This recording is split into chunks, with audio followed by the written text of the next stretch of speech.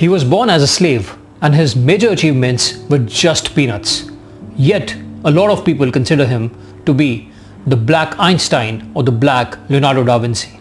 Interesting, right?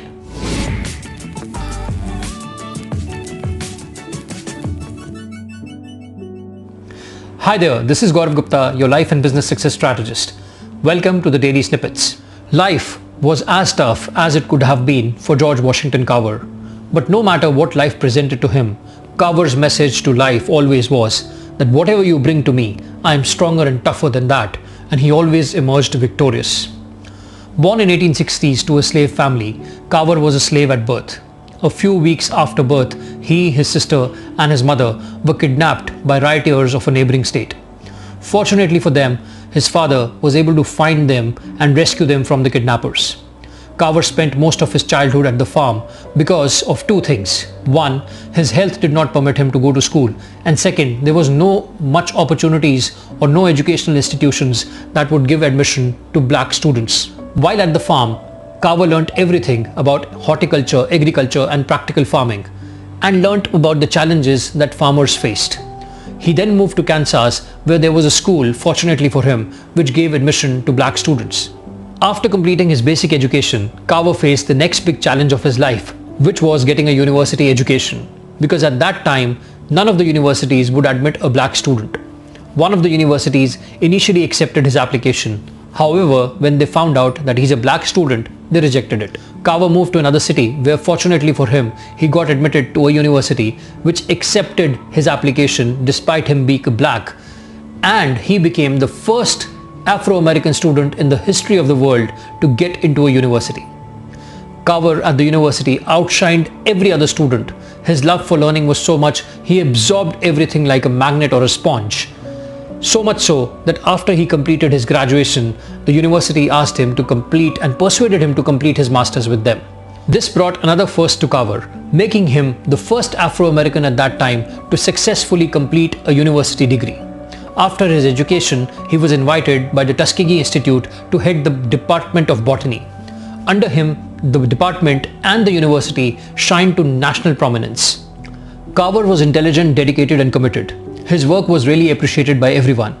His focus area, however, was commercial applications of plants like peanuts, soya beans, potatoes and pecans. Carver, however, rose to national prominence and became a true hero of people when he helped farmers in America, especially the black farmers, solve a major problem. Cotton was the only commercial crop that was really sellable at that time. So the farmers throughout the year would plant cotton crops. This resulted in depletion of soil, especially of nitrogen. Carver educated all the farmers on the advantage of crop rotation and especially focusing on peanut plant. As a result, the farmers listened to him and they rotated peanut plants along with cotton plants. This helped the soil get enriched and there was plenty of crop. However, this also brought a major challenge, another major challenge for Carver. There was excess of peanut. Now, what do you do with the excess of peanut? Because this is not sellable. That's when Carver's genius again came into picture. But before we proceed, let me ask you a simple question. A peanut, which is a very simple nut, we call it a nut though it is a legume, how many commercial applications of a peanut can you think of? I'm sure if you think hard, it would be 2 to 5 or at best 10. But that's where geniuses like George Washington Carver do not fail to amaze the world. Carver focused all his attention on solving the problem for farmers and coming up with commercial applications of the peanut plant. And within 2 years, any guesses how many commercial applications was he able to create? It was not 10, not 20, not even 30 or 100. It was 325 commercial applications of the peanut plant. And that's what proved his genius beyond any doubt to everybody on the planet. Carver's work with the peanut plant not only helped the poor farmers solve a practical problem, it also laid the foundation for an industry that was worth $500 million at that time. Because of his work, he was invited by Congress to speak to the lawmakers so that he can present his research and get the laws for farmers passed which will help the peanut farmers. There again, he was faced with discrimination.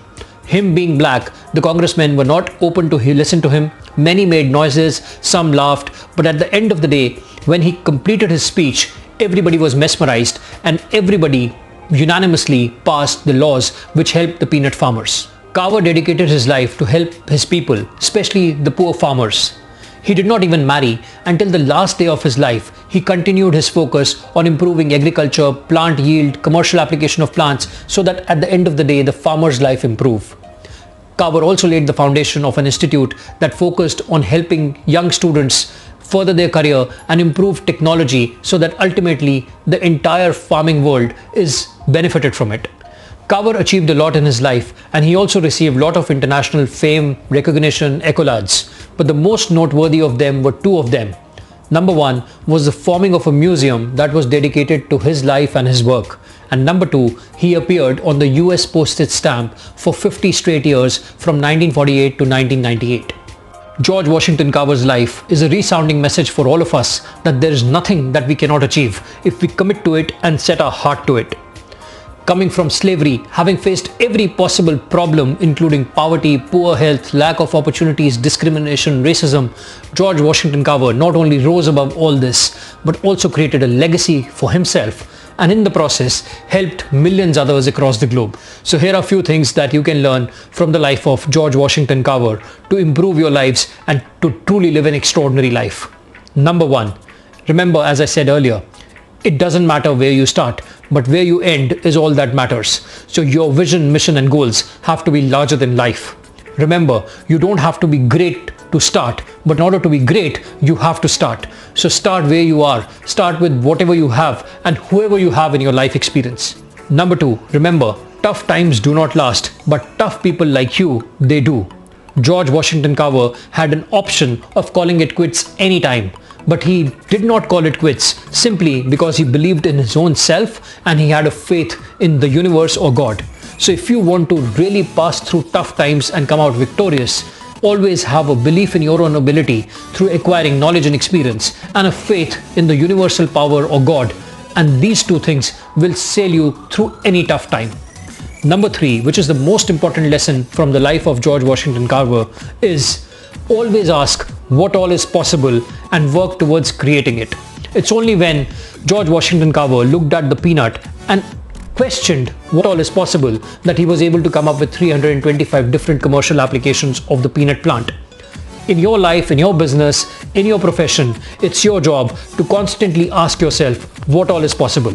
And you'll come up with answers only when you apply the 4 tools which George Washington Carver himself used. You have to use your knowledge, you have to use your creativity, you have to use your imagination, and you have to have a lot of fun doing all this. That's how George Washington Carver came up with all the answers. You too can. Last but not the least, in life, you can give yourself and the people around you either excuses or results. It all depends upon where you focus. George Washington Carver himself said that 99% of failures come from people who have a habit of making excuses. So next time you find yourself making an excuse, keep either a bunch or handful of peanuts with you or George Washington Carver's photograph in front of you, looking at you and asking you, what's your excuse? And your excuses will melt away.